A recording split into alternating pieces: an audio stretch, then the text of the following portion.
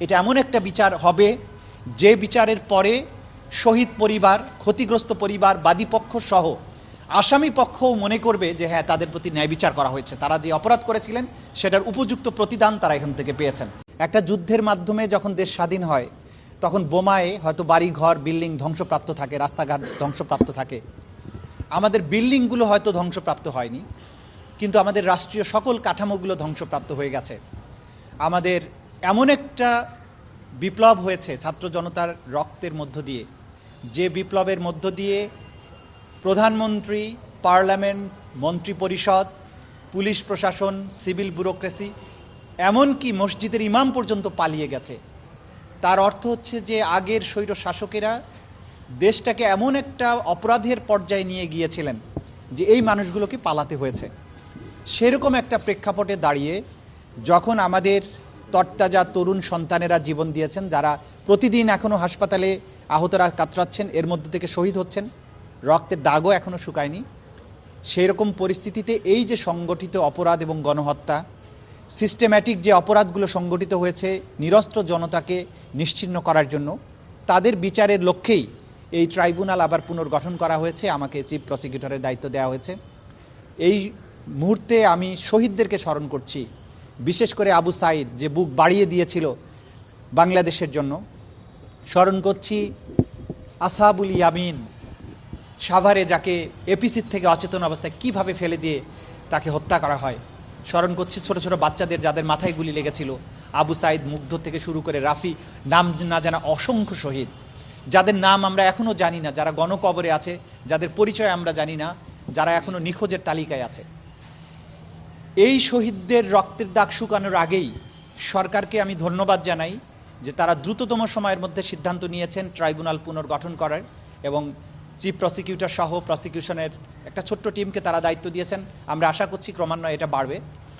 আমাদের প্রথম প্রায়োরিটি হচ্ছে, যেহেতু এই ঘটনাগুলো খুবই তাজা, এই এভিডেন্সগুলো যারা পারপিট্রেটার্স আছেন, যারা আসামি হবেন এই মামলাগুলোতে, তারা কিন্তু এখনও বাংলাদেশে বিভিন্ন জায়গায় আছেন, অনেকের দায়িত্বেও আছেন।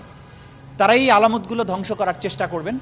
আমাদের প্রথম প্রায়োরিটি হচ্ছে এই হত্যাকাণ্ড, গণহত্যার যে আলামত আছে এগুলোকে সংরক্ষণ করা, দ্রুততম সময়ের মধ্যে এগুলোকে সংগ্রহ করে প্রসিকিউশন এবং তদন্ত সংস্থার হাতে নিয়ে আসা, যাতে করে ন্যায় বিচারের ক্ষেত্রে এই আলামতগুলোকে আমরা আদালতের সামনে উপস্থাপন করতে পারি। আমাদের সন্তানেরা, আমাদের ছোট ভাইয়েরা এবং আপামর জনতা যারা এই দ্বিতীয় মুক্তিযুদ্ধের সময় রক্ত দিয়েছেন, ফিল্ডে ছিলেন, যাদের চোখের সামনে হত্যাকাণ্ডগুলো ঘটেছে, তাদের প্রতি আমাদের অনুরোধ থাকবে, আপনারা দয়া করে আপনাদের চোখে দেখা, আপনাদের হাতে থাকা যেসব এভিডেন্স আছে, যে সমস্ত তথ্য প্রমাণ আছে, শহীদদের তালিকা আছে, আহতদের তালিকা আছে, আসামিদের তালিকা আছে, কারা এগুলো করেছে, সেগুলো দ্রুততম সময়ের মধ্যে এই ট্রাইব্যুনালের প্রসিকিউশন টিম কিংবা তদন্ত সংস্থার কাছে পাঠিয়ে দিন, যাতে করে আমরা একটা প্রপার তদন্তের মাধ্যমে একটা সঠিক এবং ন্যায় বিচার করতে পারি। আপনারা জানেন যে একটা রাষ্ট্রে যখন একটা গণহত্যার মাধ্যমে একটা স্বৈর শাসনের পতন হয়, ইতিহাসের পট পরিবর্তন হয়, তারপরে শহীদ এবং নির্যাতিত যে সমস্ত মানুষ তারা প্রতিশোধ পরায়ণ হয়ে যান। এই প্রতিশোধ পরায়ণতার আগুন নেভানোর সবচাইতে উত্তম পন্থা হচ্ছে একটা ন্যায় বিচার প্রদান করা। যারা এই অপকর্মগুলো করেছে, অন্যায়গুলো করেছে, তাদের যদি একটা সঠিক বিচারের মাধ্যমে তাদেরকে সাজা দেয়া যায়, তাহলে মানুষ প্রতিশোধ প্রবণতার থেকে ফিরে আসে। বাংলাদেশের সমাজ যাতে বিভাজিত হয়ে না যায়, সেই জন্য যারা ঠান্ডা মাথায় আমাদের নিরস্ত্র সন্তানদেরকে হত্যা করেছে তাদের বিচারের মুখোমুখি করতে হবে। এইটা আমাদের প্রায়োরিটি, এবং এই প্রায়োরিটির অংশ হিসেবে আমরা চাইব দ্রুততম সময়ের মধ্যে এই ট্রাইব্যুনালটা পুনর্গঠিত হবে।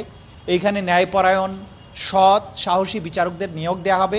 প্রসিকিউশন এবং তদন্ত সংস্থায় যোগ্য মানুষরা আসবেন, এবং আমরা দ্রুততম সময়ের মধ্যে তদন্ত সম্পন্ন করে এইখানে একটা সুষ্ঠু বিচার চাইব। এটা এমন একটা বিচার হবে যে বিচারের পরে শহীদ পরিবার, ক্ষতিগ্রস্ত পরিবার, বাদীপক্ষ সহ আসামি পক্ষও মনে করবে যে হ্যাঁ, তাদের প্রতি ন্যায় বিচার করা হয়েছে। তারা যে অপরাধ করেছিলেন সেটার উপযুক্ত প্রতিদান তারা এখান থেকে পেয়েছেন। আমরা সেই অ্যাটমসফিয়ারটা ক্রিয়েট করার জন্য এখানে আপ্রাণ চেষ্টা করব। আমরা চাইব দ্রুততম সময়ের মধ্যে, আইনের একটা প্রবাদ আছে যে জাস্টিস ডিলেইড, জাস্টিস ডিনাইড। আমরা চাইব না দীর্ঘসূত্রিতার মাধ্যমে এই যে শহীদ পরিবারগুলো, ক্ষতিগ্রস্ত পরিবারগুলো, গুমের শিকার পরিবারগুলো, নির্যাতন এবং নিপীড়নের শিকার পরিবারগুলো দীর্ঘদিন বিচারের দাবিতে কান্না করুক, বিচারের বাণী নিভৃতে কাঁদুক, সেটা আমরা চাই না। দ্রুততম সময়ের মধ্যে এই ট্রাইব্যুনালটাকে সক্রিয় করে এই জাতিকে কলঙ্কমুক্ত করার চেষ্টা এটা আমাদের থাকবে।